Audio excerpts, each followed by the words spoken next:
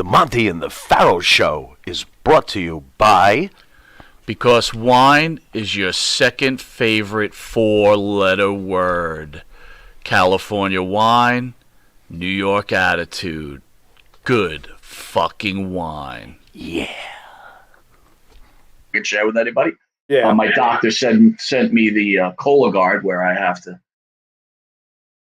do a poo-poo in a box and send it off, for colon cancer. In a spirit box? It's not. You know what, dude? I might use the colon box as the new spirit box. Please don't. By the way, we got to bring spirit back. But anyway, what is the over and under of Bruce smoking? I don't know, call a gram of weed. Is a gram a lot? I forget. A gram is a couple of nice joints. All right, let me ask this: what's the over and under that Bruce smokes more weed than you? Oh, there's no way. No, can't be. So it's the under. It's under Pharaoh. Yeah, it's under Pharaoh. I'm averaging maybe a gram a day, but it's kind of lumped into my days off, really, to tell you the truth. So I keep it in check. Let's put it that way. They do have parameters here. There's only so much you can buy when you go to Weed Mart. I call it Weed Mart. I have a license. First of all, I have a license. Okay, you get into the Weed Mart, which is obviously not the name, but I love calling it Weed Mart, and they hand you a menu. But you have parameters. You can't be like, I'll take 7 pounds, man. And then the next week you're back for another 7 pounds. It's nothing like that at all. It's restricted. Yeah, but let me ask you something. With weed, like liquor, is there a tolerance? Like last night I went to dinner for work with the president of the company, right? And by the way, he bought a bottle of fugitive wine, Jimmy. Its name of it's fugitive. I know. I'm aware. Yeah. Yeah. It was wonderful, but he's a big time wine connoisseur. But okay, what is the tolerance? Like, let me ask something. Do you think you have more tolerance for weed than Bruce? I think everybody's wired differently, so it could be. It all depends. Look, I think that I'm in the minority. We've talked about this many times. I'm one of those people that when I get high, I'll write this life. When Bart gets high, he'll write this life. That's what we do. So wait a minute. What does Bruce write when he gets high? Bruce writes, "This sucks. Monty's picking on."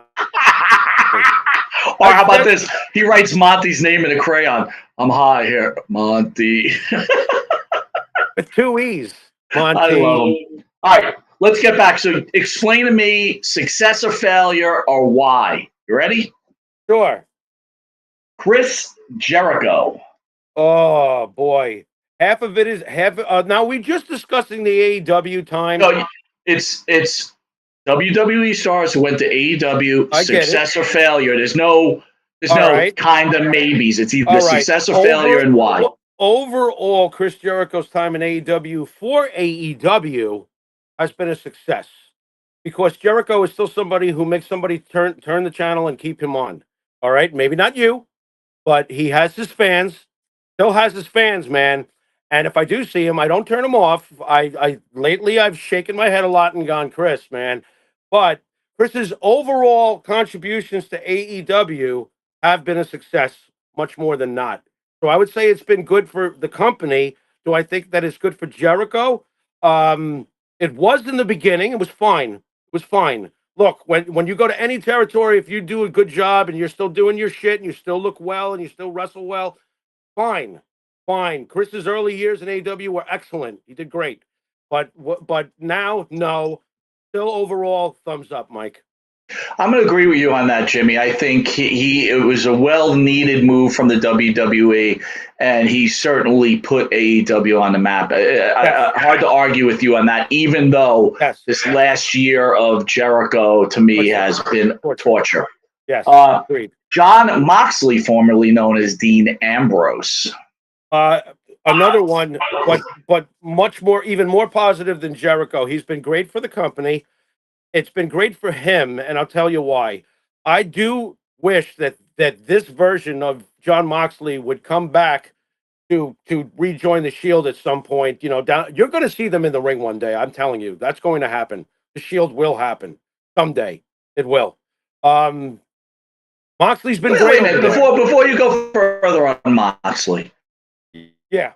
Do you think if Moxley became a free agent, he came back to the WWE, Roman Reigns would be up to going back with the Shield after probably the greatest run of, again, he's right behind my wall, one of the greatest of all time. Right. Isn't there a point where you're like, done that, not doing it again? No, it's okay in that case because it's an NWO type thing.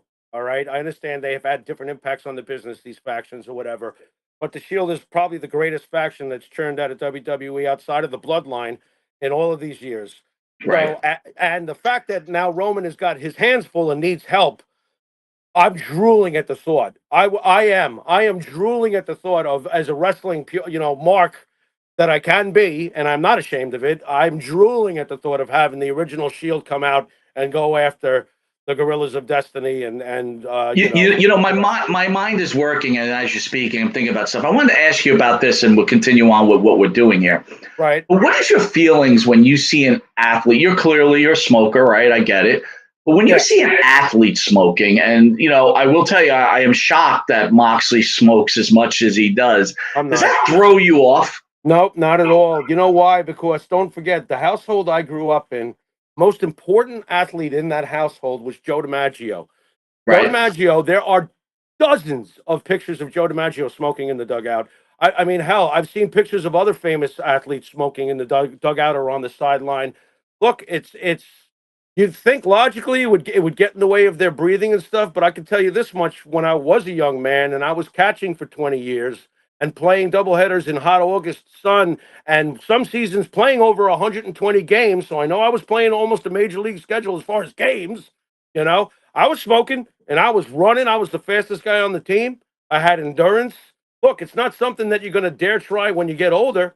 I don't recommend it, but some bodies are just meant to take it. It's just another thing to them, I understand. I understand. And I've said it before, in a world where Richard Simmons is now dead and Keith Richards is smoking a cigarette as we speak. I was just asking you, does it give you a weird feeling? Because sometimes it's just like when I see an athlete smoke, I'm like, whoa, that's kind of weird. And Moxley, I see so many pictures, and I'm thinking about his wife too. His wife seems so very clean cut, and he seems so dirty, for lack of a better term. I don't even understand that matchup. It's opposites attract, and it'll probably last forever. How's that sound? All right, before we continue on, because this is a great subject, we haven't done this in a while because we've been super busy. I want to put the name out to people, the family that's in the room tonight. We got Jason Morning. I love that guy. Hey, what's up? Foxhole Willie. Let me tell you something. Foxhole. Best name around. Love that name. Obviously, got Bruce, who is doing a great job producing. RJ Hudson. The great Benny Scala, who does his baseball show with you. Dan and Benny in the Ring. True Crime.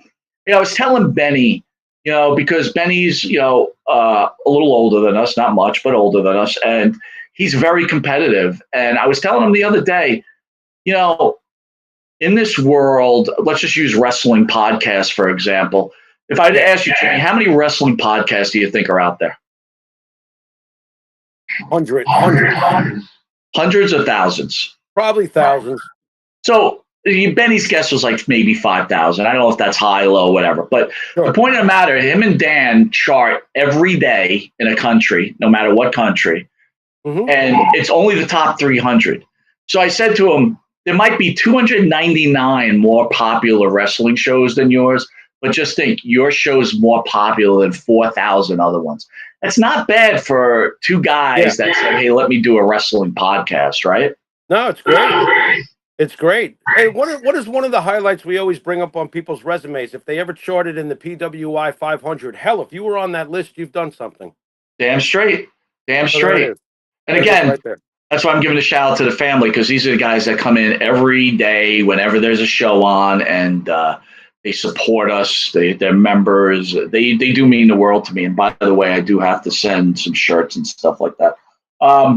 Beth is in the house. Who else we got here? We got the First Lady, Maria Davis. We got Mitch Seinfeld. He is, I got to tell you, you know what a big fan I am of Mitch. I talk to him like every day. I just enjoy him.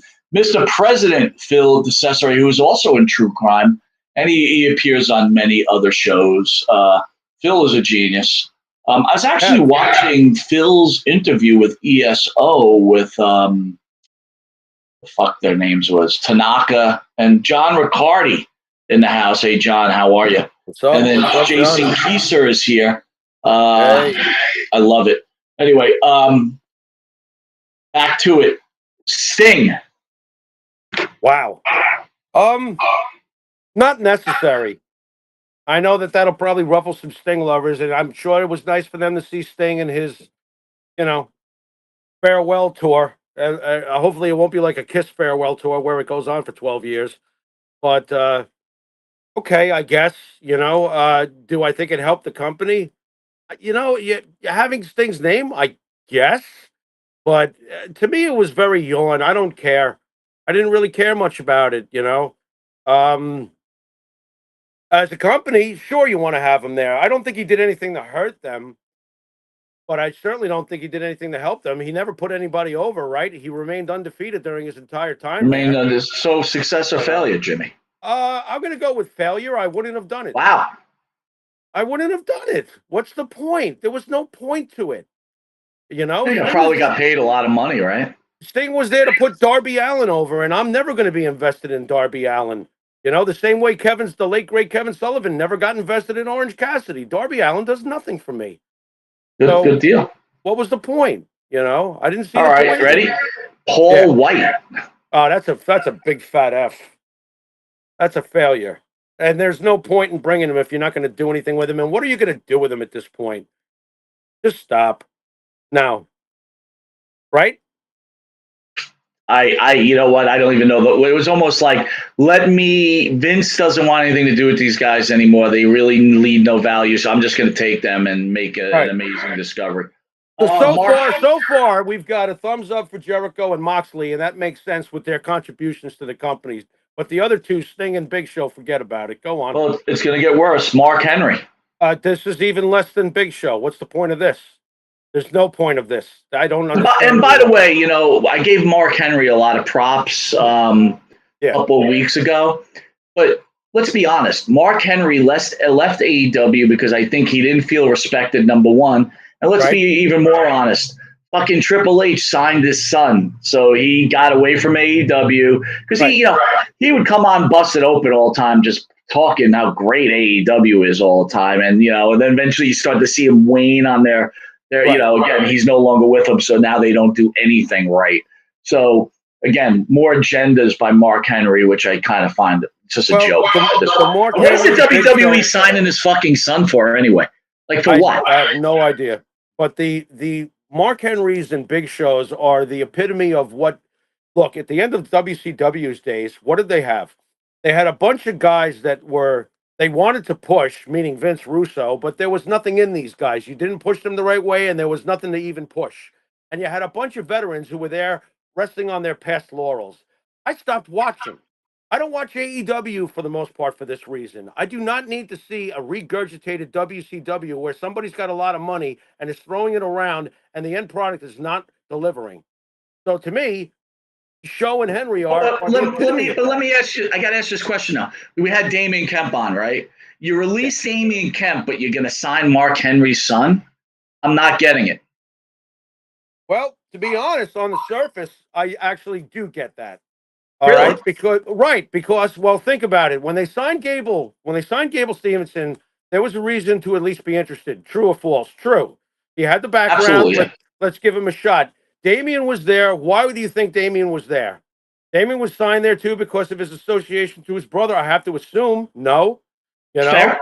Yeah. So I mean, honestly, but he was a high-level amateur wrestler, though, Jimmy. I understand that. I totally get that. But if it's a choice between, notice I'm not saying Gable Stevenson. If it's a choice between Damian Kemp or seeing what Mark Henry's son has to offer, I'm probably going to opt with seeing what Mark Henry's son has to offer. Because he is the son of Mark Henry, and Mark Henry did do a few things. We're not fans of his, obviously, either of us. That's fair to say. But, I would be intrigued to see what his son might be able to offer.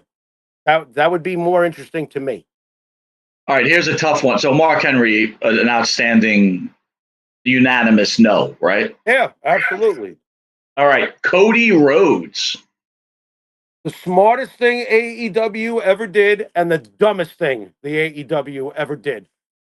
Smartest thing was just having Cody Rhodes in the room and having him be a part of in the beginning and having him be a part of everything he did for the company. And he was great in the ring and he did tell great stories and he was good for their ratings and he's a fucking Rhodes. So yeah, that was great. The dumbest thing? Pissing Cody off. Obviously, it'll never be told whatever the hell happened over there, but I'm very sure that Cody looked at his bank account and was like, "See you later. Thank you. Fuck you. Bye." You know, he obviously got the offer he couldn't refuse. And Tony Khan should have done anything in his power financially, anything and everything to keep him from going back to the WWE. Because Well, now wait a we minute. see, now what a mistake that was. Let me counterpoint you on that. I think All Cody right. was an epic failure in AEW. I don't. Cody, I'll still stick to it. Cody was not good enough to carry that organization. Look, I'm not trying to put Roman over, but I'm going to put Roman over. Roman Right. Reigns made Cody Rhodes. Right. If there is no Roman Reigns, Cody Rhodes coming to WWE would be an epic failure. And I'm telling you right now, I called it a year ago. He's still very popular, but I see the Cody Rhodes train kind of slowing down now. Right. The real Cody Rhodes issue is going. Look, dude, I understand what you said. He's a great face. I get it. But a couple of weeks ago, I think it was with Diamond Dallas Page, you said you thought he was the greatest face since Bob Backlund. Mm-hmm. Do you think he was a better face than Bob Backlund or just the greatest face since Bob Backlund? I think I'm talking about his on-screen character presentation. He's the most wholesome since Bob Gotcha. Backlund. Do you understand what I'm Gotcha. saying? Yeah. Okay. They are two totally different kinds of faces, but Cody is the strongest face champion that I can remember since Bob Backlund. And that says a lot. Listen, Cody Rhodes is a genius. All right. His father was a genius. All right. They might have made mistakes along the way, but they didn't make too many of them. All right. Cody Rhodes was the reason why AEW was even born. All right. It would not have happened without Cody fucking Rhodes. Cody Rhodes is I know it's going to make you uncomfortable, but 20 years from now, when we're looking back on this, Cody Rhodes is a fucking legend, bro. He's a legend.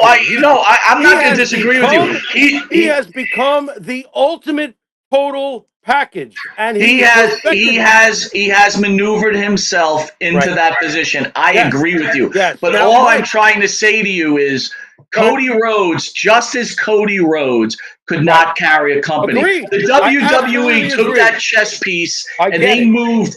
With Cody Rhodes, they were perfect. They did everything exactly right. I get it. They even made him go through a 2-year chase. Right. Not even a couple of months like in the old days when the face would eventually catch up and hold the belt for a week or two. Something. They would have made him go through it. Now, understand this, though, Mike. I agree with you that Cody Rhodes wasn't enough to carry ratings on screen for AEW because there are other factors involved. It's not just Cody. But Cody's in-ring stuff over there was great. He was great for that company. He was the reason that company was even fucking born. All right? So Tony Khan became such a mark for himself and stealing all these retreads from WWE that he didn't even realize by letting the cornerstone go, he was ass fucking himself. And I will stand by that. All right, here you go. Here's a question. Himself. Here's a big question to you then. Yeah. Is Cody Rhodes more popular than CM Punk? No. There you go. I agree. What are we saying though? You're talking about one of the most polarizing, most popular figures in the last 20 years. CM Punk. I know he's even blown you away with the WWE's response toward him since his return. He's CM Punk, bro. He's CM Punk. He did things in this business that just the reason why AEW was born. Cody might have been the trigger factor, but without Punk doing what he did all those years ago and telling Vince McMahon, fuck you, and telling Triple H, you big-nosed bastard, piss off, I'm doing my thing, without him, you don't have any of this. Agreed. Because he's the original trailblazer. He's the squeaky wheel. He's the king of all of that, and I still love him. But what does that say? It's still amazing. After all this time, he still has it. Right. I got to tell you, Phil's kind of won me over a little bit. He should. He's done some very good work here. All right, so back to Cody Rhodes. Yep. AEW, success or failure? It's a success, absolutely. There wouldn't have been AEW without Cody fucking Rhodes. And I'll tell you what Cody has done, and you're right. Cody, when he was brought to WWE, was put into, and he made sure that happened too. You know, you got to do some manipulating backstage. Sure. He was put into the perfect role, and he became Batman, the Roman Reigns Joker. And he was the perfect Batman. He still is. All right. So to Cody Rhodes, that's a thumbs up for his time in AEW. There'd be no I company without him. agree with you. We're in total agreement. Right. Christian Cage. Okay, here's where this could get interesting. All right. Christian Cage has shown in his time in AEW that he is one nefarious, evil, twisted guy. And I like that. Have I gravitated towards him? No, because the company turns me off. That's not his fault. I think that Christian Cage has done a great job in AEW. He's been an absolute prick, and he's shown much more of his mic skills than he ever did over in WWE.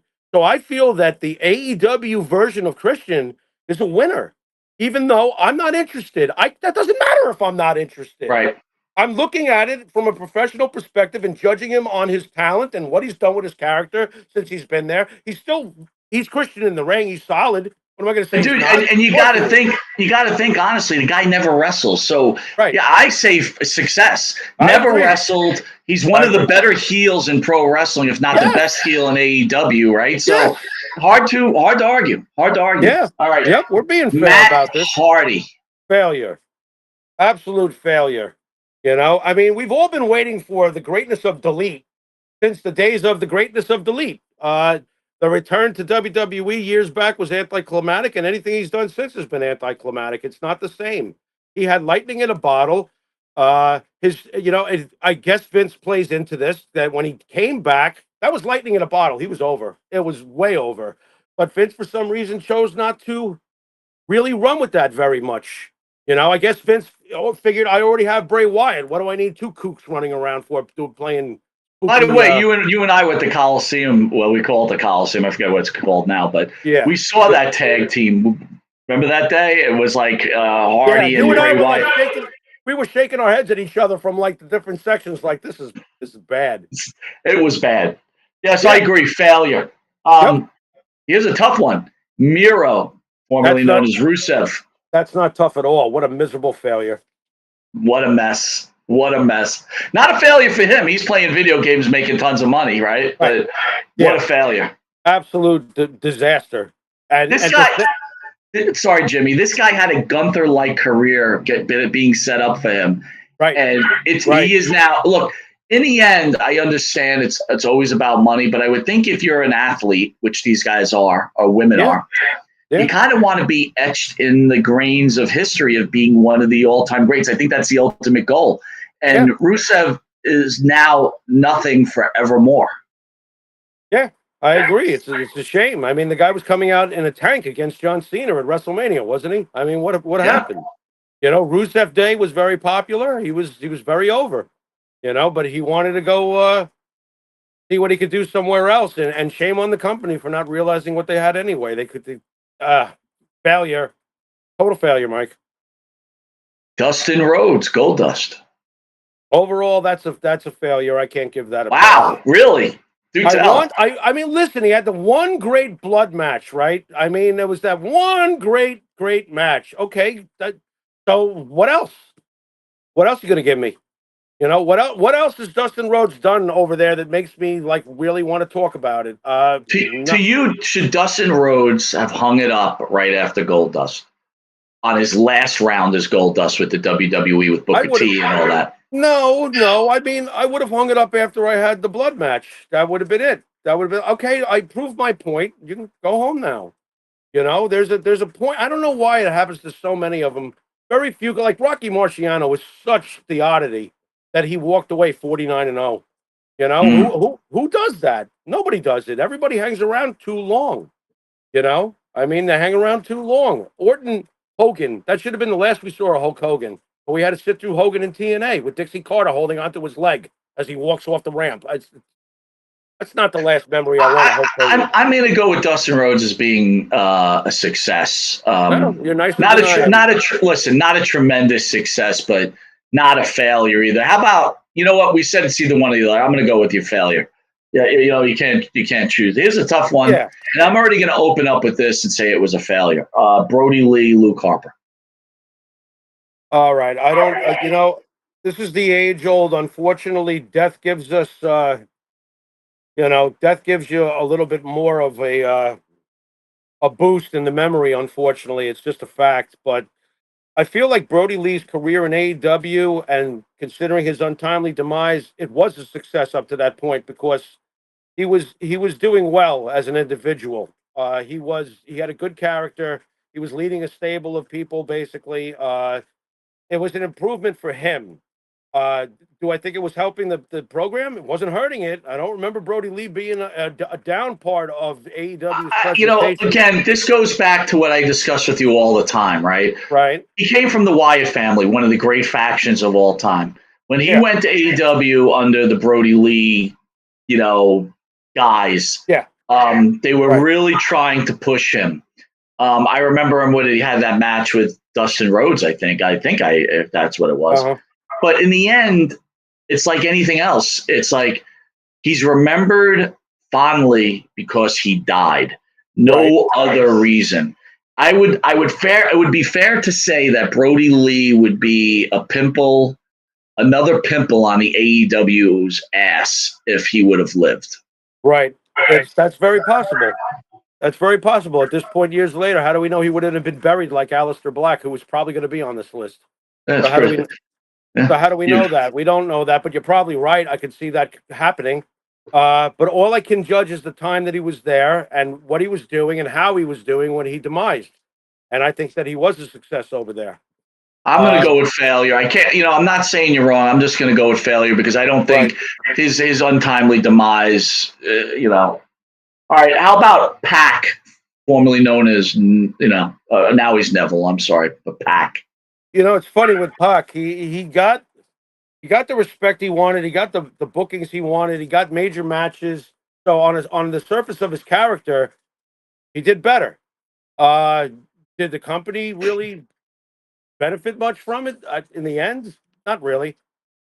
But I don't want to say he's been a failure, but he's just so indifferent. It feels like an incomplete, Well, if let me that let me makes ask any. you this question: Is it Yeah. better to be a Ricochet mid carder your whole WWE? Is it better to be a Johnny Rods or a Neville or Pac in AEW? I'd probably want to be a Neville or a Pac in AEW. Really? Wow. Yeah. I'd rather be a Johnny Rods. I'd rather I be a Well, is Ricochet. Johnny Rods even making the money that Neville would be making in No, AEW? Don't well, forget, my Tony point Khan throws is, money around. let me put it this way: Would you rather be a Dolph Ziggler, right? Upper mid card to upper, like lower, middle, upper mid card, never going any further. Once in a while, they'll throw you a title, or be a Pac in That's a better AEW. that's a better comparison. I'd rather have Ziggler's career, Yeah, me too. but it Agreed. depends on it depends on the examples you're giving. It really does. It depends on the examples you're giving. Johnny Rods looked like a main event talent, but never got paid that way and never got booked that way in WWF. Ziggler, at least at one point, was world champion So before he wait, so now I'm became, going to ask you a question: Who's made more of a mark in wrestling history, Johnny Rods or Pac? Oh, that's not even close. It's Johnny. There you go. Yeah, isn't that weird how that works? The back of the baseball card and the paycheck says Pac, but the impact says Johnny. That's very There you go. interesting. That's crazy, right? It is crazy. It's a good point too. Good conversation, Jimmy. It gets even Yeah. tougher though. FTR, the revival. Ugh. They're in the same boat as Pac to me. I think that they're what they've done over in AEW has been excellent. It's just I can't say it's a failure. I don't feel it's a failure what they've done over in AEW.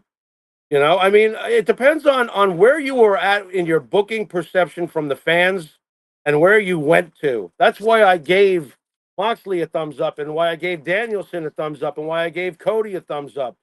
But I think it applies to FTR. I do. I think FTR's career in AEW has been better than their career in WWE. I don't think they've done anything. I'm going to give them a success, Jimmy. I mean, Yeah. I thought they were terrible in the WWE, and at least they were something in AEW, or they are something, I guess. Right. But again, this is another team that maybe if they would have listened to Vincent Kennedy and McMahon a little bit and stopped trying to do things their way, things could have been a lot different for them. I agree. I agree. But would you want to be the Street Profits who have done great things in the WWE and feel so blasé? Would you want to be them? I'd rather be FTR. I got to admit, I mean, That's a tough, Jimmy. That's a real tough one, man. I got to be honest with you. It goes both That's ways. a tough one. I would rather be the Street Profits. No. And if anyone doesn't remember, the FTR tells a story that they came out, I think, out of a WrestleMania match or whatever, and they were such a good match or whatever pay-per-view match it was, and they went to Vince and they said, "What did you think?" And he goes, "Yeah, I think you're the Brain Busters." Right. And that was Vince's way of saying, good wrestlers, and that's all. And what? Right. And what? Well, that's Vince. That's Vince for you. That's why it's WWE, E and Entertainment. There you go. So I'm going to go success on that. Profits.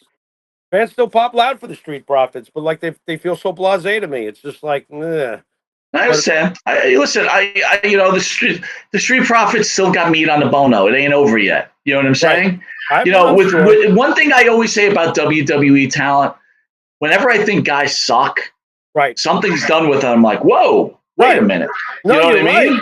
I'll tell you, I'll enhance that point. There was a point in Sami Zayn's career where he was just so blasé, and then look what happened. And the funny thing is, Jimmy, and I know how much you love it. It's that WrestleMania match with all those guys from that show. One of the greatest matches I ever saw in my life. I am sorry. I still to this day love that match. Johnny Knoxville. That was some great shit. That was great shit. Sean Spears, Ty Dillinger. Failure. Absolute failure. Why'd you even bring him in? What were you trying to accomplish with him? Then I saw him back on NXT. I don't even know what he's up to. It's like, nah. His time was when he was doing the 10 spiel back in WWE, and they didn't run with that, probably because they didn't feel like he had enough on the meat on the bone, as you would say. Jake Hager, Jack Swagger. Oh, come on, that's a you, Jeff. Jack Swagger is just a dud. He's just a dud. That's all there is to it. All right, Daniel Bryan. That's been a success for them. It's been a success for him. It's been a success for them. He's putting on his 10-star matches, giving Dave Meltzer a boner, I'm sure. But I never ever want to hear, though, and I've said it a million times, I never ever want to hear about his headaches or his concussions ever again. I don't ever want to hear about Vince did this or Vince did that. The AEW fans love the fact that he's killing himself. He's probably not going to be able to do the alphabet 20 years from now. But whatever, I mean, he's great. He's a legend. He's fucking great. He's a great wrestler. I say thumbs up. Me agree. I think he's done. He reminds me of Kurt Angle when Kurt Angle went to TNA. He's done a good job. Right. I agree. That's good. CM Punk. Success for them. Absolute success for them. And Punk remained a lightning rod the whole way through, whether it was miserable times for him or not, didn't matter. He got their ratings up to respectable numbers, made it a conversation at least. When you're getting over 1 million people, well, it's obvious you must have CM Punk on the program. Here's my envisionment, Jimmy. Yeah. CM Punk is the what chant for AEW, right? He was hot. He did great for them, but his eventual leaving destroyed that company. It'll never be the same. It was the one to me. It's the 1-2 punch. Yes, Punk was obviously the big shot, but the body shot was Cody, and the uppercut was Punk, and it's a Tyson combo right there. Love it. They completely got their asses handed to them. That's a great analysis, dude. But overall success for AEW. Yeah, absolutely. More people got to know who the fuck they were because of CM Punk. They should be kissing his ass till the end of time. They were lucky he even worked there. This one's easy. Aleister Black. Oh, what a failure. And what a shame, too. Because Aleister Black, then again, as Bart always called him, and you do remember this, Aleister Kick. Yes. Because that's what Aleister Black does. He kicks somebody, and that's that. Look, the dude's a failure in the WWE and is a failure in AEW. I'm sorry, the guy isn't a quarter of what his wife is, and I mean that. It's an F. Yeah, I agree. Total F. All right, this is where, when it was happening, me and Jimmy went head to head, and I got to give the Pharaoh a lot of credit because he was right. I'm shocked. I'm shocked, but this next upcoming people, it's like, all right, Soraya, formerly known as Paige. Hell yeah. Big fat F. My God, Jimmy. Yep. You know what? Remember when they signed? I'm like, this is huge, huge. Yeah. I don't know what happened. I don't get it. What happened? There's nothing in the tank. That's what happened. They signed a shell of a legend, a WWE women's wrestling legend, which Paige has become. By the way, I appreciate the fact that you call her a legend. You recognize her as a legend because she is. Paige is great. Paige is one of the most important reasons there was a women's movement at all. You take Paige out of the equation when she came. Remember her debut, man, when she came in and just took the leg out and won the title like right away. Come on, Paige was great. Paige put asses in the seats. Paige was a magnet for controversy. So you just think AEW signed the name, not realizing there was a Willie Mays. Back to the beginning of the show, was it a Willie Mays thing? Right, and she wasn't able to do a Willie Mays because the moment Willie Mays walked into that Shea clubhouse, they were like, Willie Mays is in the fucking dugout. And that made the team even better. And the manager, Yogi Berra. You got Yogi Berra and Willie Mays in your dugout. You don't think you're going to contend? Right. No, you're right. You're going to contend. Paige didn't have that. Paige walked into a bunch of misfits running a company with a super mark with cocaine up his nose. Whoops. So Paige, a major failure. Yes, absolutely. By the way, she lost last night on a frigging AEW last night on whatever Dynamite. She lost a straight up television match to Toni Storm. I was like, oh my God. Wow. How someone has fallen. It's like, what the hell? All right, here's a tough one. And this is another one where I said, 7 months before it even happened, I said, this can put AEW over the hump. Mm-hmm. Once again, I'm wrong. Mercedes Moné, the most highest paid women's wrestler in professional wrestling history. Can I just start one thing? I want to say anything before you answer. I will say this. When Mercedes was in the WWE, you could spot problems in her game. When you saw it, and I'm not talking about her wrestling. I'm talking about just her overall mic skills. Right. But whoever was writing her stuff knew her holes and covered them up fairly well. To a point where you could notice them, but she still was very popular. Right. AEW, they don't know what to do with her because she just sounds like a mess, Jimmy. On the mic, in the ring, it sounds so plastic, so fake. I mean, go ahead, Mercedes Moné. This is what happens when you allow the wrestler to have 100% of the authority over their character and what they're going to say and how they're going to do it, and the wrestler doesn't really fucking know anyway. Now, if you defer to Hulk Hogan and Hulk Hogan knows exactly what he wants to do and how he wants to do it, I trust Hulk Hogan. All right, but you're bringing in fucking Sasha Banks, the human torpedo waiting to break her neck. All right, you know that she's not that great on the mic. This is not Charlotte Flair on a microphone. What do you know? And you let it, she's clearly getting carte blanche. No one's telling her no. You can see it, that she's just doing what she thinks is right, and what she thinks is right is wrong.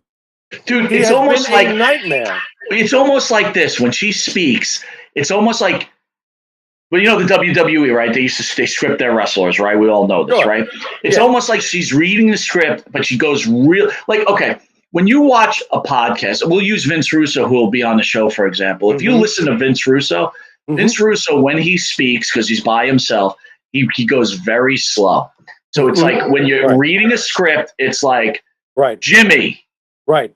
what do Right. you think? And they extend the words, right? Because they're, in their mind, they're processing this script.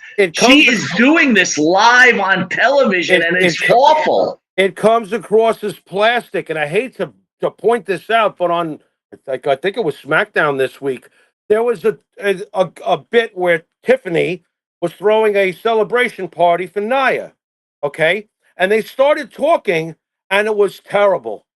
Their exchange between each other was plastic.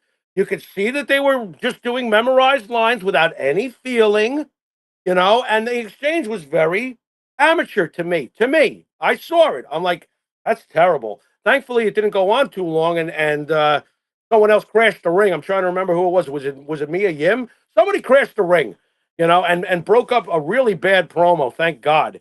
But this is the problem with her. She's awkward. She feels fake, plastic. Her skills are coming across awful, and she doesn't have the same vibe. And by the way, she's getting beat on a mic by, Britt Baker. Britt Baker, who couldn't be in the WWE. You're talking about Mercedes Moné, who's a pro wrestling legend, is getting ripped apart on the mic. This should never be happening. Well, why don't we call it like it is? Britt Baker's fucking great on a mic. Dude, I'm telling you what, I love Britt Baker, don't get me wrong. But we talked about this before. WWE women's wrestling is so far ahead of AEW's women wrestling. Yeah, it's like the AAA against, and as good as Britt Baker is, if she came to the WWE, they would chew her up and spit her out. And I understand what you were talking about Tiffany and Nia, but you know what? I'm sorry. Nia has better mic skills than Britt Baker, and Nia is probably one of the weaker women when she speaks. I don't feel that. Why do I not feel that way about Britt Baker? Why do I feel like she's very good on the mic? I don't see a problem with her. I think she's good, but I don't. I think Nia's terrible. Nia's getting better, but Nia's still not good. Nia gets her point across, and she gets you angry. She does what she has to do. Right. Again, I'm not saying Nia's this great. She's got weaker mic skills. I'm not disagreeing with you. But the fact of the matter is, though, if Britt Baker sounds so good on the mic because she's in AEW. Right. You might be right about that. She does stand out compared to the rest of them, and she has for quite a while. And like you're saying, if she's the top of the food chain over there, as far as fan perception, keeping the channel where it is, they're in trouble. They're in trouble, bro. Yeah. And last but not least, Toni Storm. And there's more, but I just made a list there. I would say overall, everybody's more failures than successes. On this end, Jimmy, I'm going to go with Toni Storm. It wasn't happening further than WWE. I think she might have pulled the plug on herself too early. Right. I know Luce loves her. I'm personally burnt out on, the vintage Toni Storm act. It's kind of like to me, but Okay. I'll give it a success. She's done way better for herself over there, and at least you get some snippets from the things she does when you see highlights and clips and comments and stuff. She's done fine, I just think that she was just one too many of in the sea over at WWE. She needed to go over there. That's it. It worked out for her over there. So I'm going to give her a thumbs up. That's fair. I agree with you. It's worked out.